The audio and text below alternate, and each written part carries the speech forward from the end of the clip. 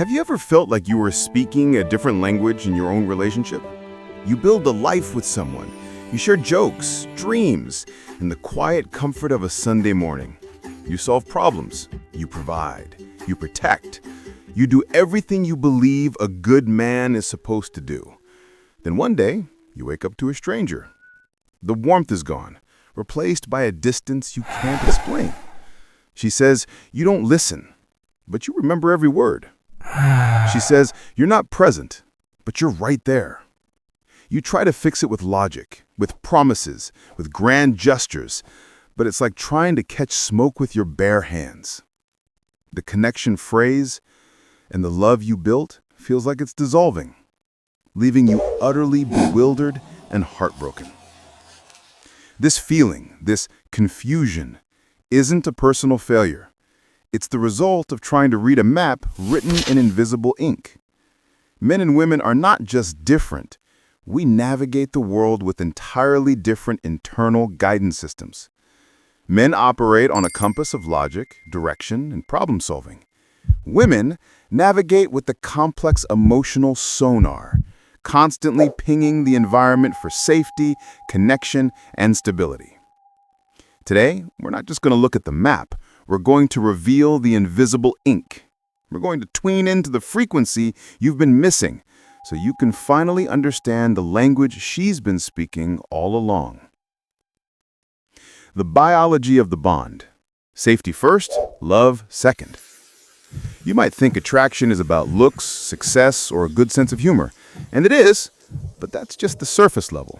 The real, deep, lasting attraction a woman feels is wired directly into her biology. And it all starts with one non-negotiable feeling: safety. This isn't just about physical protection. It's about a deep, neurological sense of calm. Every human has a vagus nerve, a massive nerve that connects the brain to the heart and gut. It's the control center for our fight or flight response. When a woman feels unsafe, anxious, or uncertain around the man, her vagus nerve sends signals of alarm. Her body is in a low-level state of stress. In this state, genuine intimacy and deep attraction are biologically impossible. She can't open up to you if her nervous system is preparing for a threat. A man who is calm, centered, and confident in himself, what we call maintaining frame, has a calming effect on her nervous system. His steady presence signals that everything is okay. He is the rock in the storm. This is why a man who panics, who is needy, or who constantly seeks her approval is so unattractive. He is inadvertently triggering her internal alarm system. He is the storm itself. Furthermore, when a man and woman bond, their bodies are flooded with primary hormones. For men, the key bonding hormone is vasopressin, which promotes feelings of protectiveness and territoriality over his partner. For women, it's oxytocin, the cuddle hormone, which promotes feelings of trust, connection, and emotional bonding. Here's the critical difference. A man's vasopressin can be triggered simply by attraction in intimacy. A woman's oxytocin flow, however, is heavily dependent on her feeling safe and secure first. Without that foundation of safety, the biological hardware for deep bonding and love never truly comes online. The logic of her emotions, decoding her tests. One of the biggest frustrations for men is what feels like the illogical nature of female emotions. One minute everything is fine, the next a storm is brewing over something you said 3 weeks ago. You try to apply logic to fix the problem, but this only makes it worse. Why? Because you're misunderstanding the purpose of the emotion. Her emotions are not a bug in her system. They are the primary feature of her communication software. When she comes to you with a complaint or worry, she is often not looking for a solution. She is sending out an emotional bid. Renowned relationship researcher Dr. John Gottman identified this concept. An emotional bid is a request for connection. It's a test, but not a malicious one. The question she is subconsciously asking is, are you here with me? Do you see me? Do we still have a connection? Let's say she complains about her stressful day at work. The logical male response is to offer solutions. You should talk to your boss, or maybe you should look for a new job. To you, this is helpful. To her, you just completely missed the point. You didn't connect with her feeling. You tried to dismiss it with a solution. The correct response is to enter her emotional world first. Wow, that sounds really tough. Tell me more about what happened. By doing this, you've accepted her emotional bid. You've proven the connection is still strong. You've made her feel safe. Only after that connection is reaffirmed can any logical problem solving even begin. These tests are constant. When she asks, "Do I look fat in this dress?" she isn't asking for a fashion critique. She's asking, "Do you still find me attractive? Am I still desirable to you?" It's a bid for reassurance. When you learn to hear the question behind the question, you stop seeing her as emotional and start seeing her as an incredibly effective communicator. You just weren't fluent in her language. The social compass. Why your status matters more than you think. Women are deeply attuned to social dynamics. This isn't vanity. It's a survival mechanism honed over thousands of years. A woman's survival and the survival of her children depended on her ability to align with a man who was respected, competent, and held a certain status within the tribe. Her brain is hardwired to constantly measure your social value. This is why social proof is so powerful. A man who is respected by other men and desired by other women becomes instantly more attractive. When you're out and she sees you commanding a room with confidence or sees another woman glance at you with interest, it doesn't just make her jealous, it validates her choice in you. It tells her subconscious, "I picked a winner. I am safe."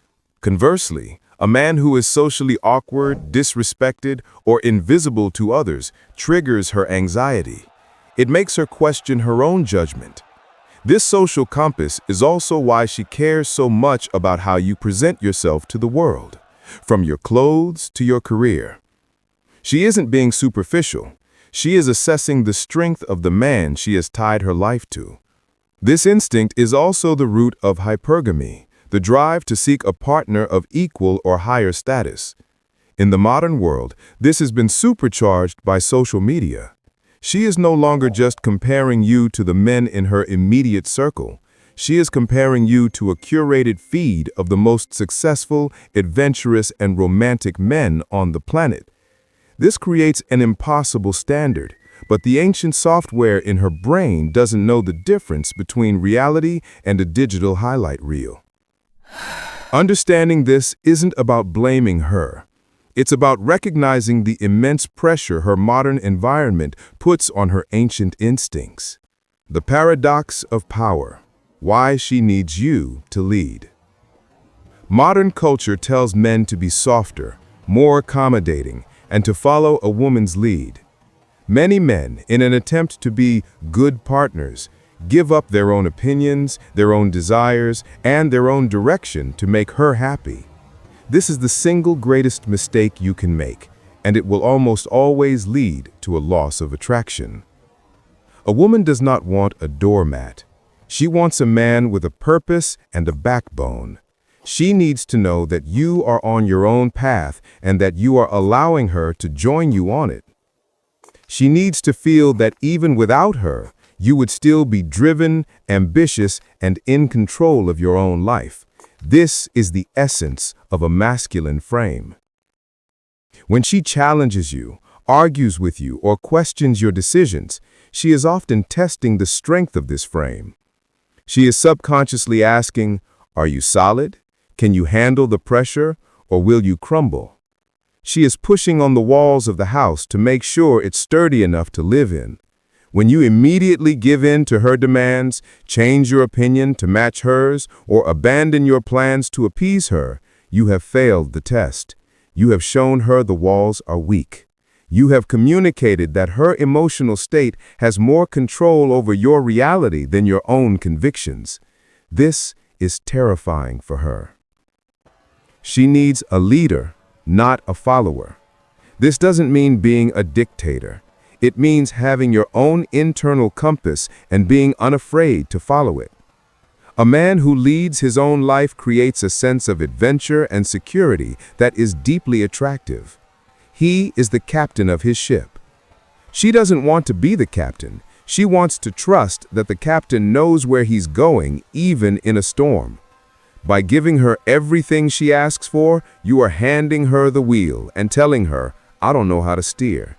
Is it any wonder she'd want to jump ship?